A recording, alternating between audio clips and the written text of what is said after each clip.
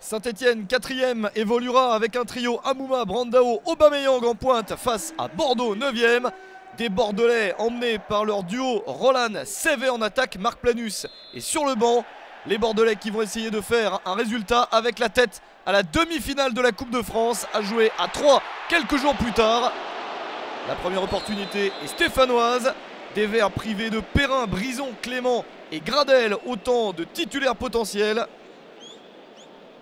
Une équipe de Saint-Etienne toujours invaincue en Ligue 1 en 2013 sur 15 matchs sans défaite et qui a besoin de s'imposer pour atteindre enfin le podium qui est l'objectif de cette fin de saison. Nouvelle possibilité avec cette frappe croisée un petit peu trop pour Pierre-Emerick Aubameyang. Le deuxième meilleur buteur de Ligue 1 ne trouve pas le cadre du but gardé par Cédric Carasso. Les Stéphanois alternent victoire à domicile et nul à l'extérieur ces dernières semaines. Ce sont de très bons résultats. Il faut continuer sur ce tempo. Mais les Bordelais résistent, notamment grâce à un très bon Carasso dans le but. Bordeaux qui a du mal à gagner une victoire sur les 6 derniers matchs, mais une défaite seulement sur les 7 derniers. Beaucoup trop de matchs nuls pour progresser au classement. Mais la défense tient le coup. Les Bordelais qui se montrent un petit peu en attaque, avec cette possibilité dans la surface de réparation au point de pénalty. Le ballon qui revient sur Henri Sèvres, c'est bloqué par Stéphane Ruffier. Toujours pas de but dans cet affrontement attendu. Les Stéphanois sont un peu fatigués, ils ont du mal à passer la vitesse supérieure. À la mi-temps, pas de but.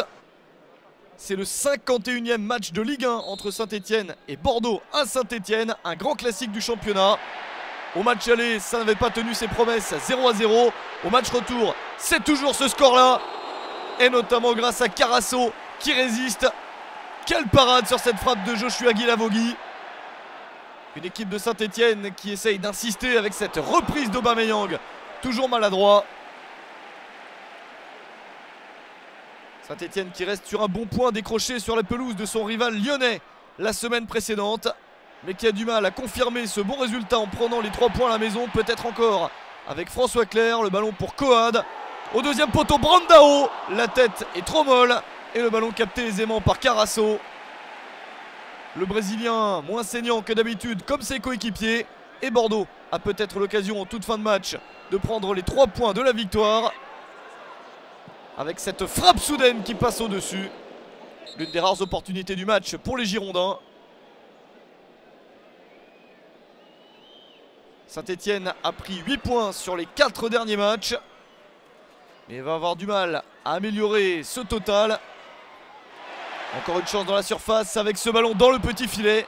Pas d'angle pour Aubameyang qui a quasiment toutes les occasions de son équipe. Mais décidément, ça ne veut pas passer.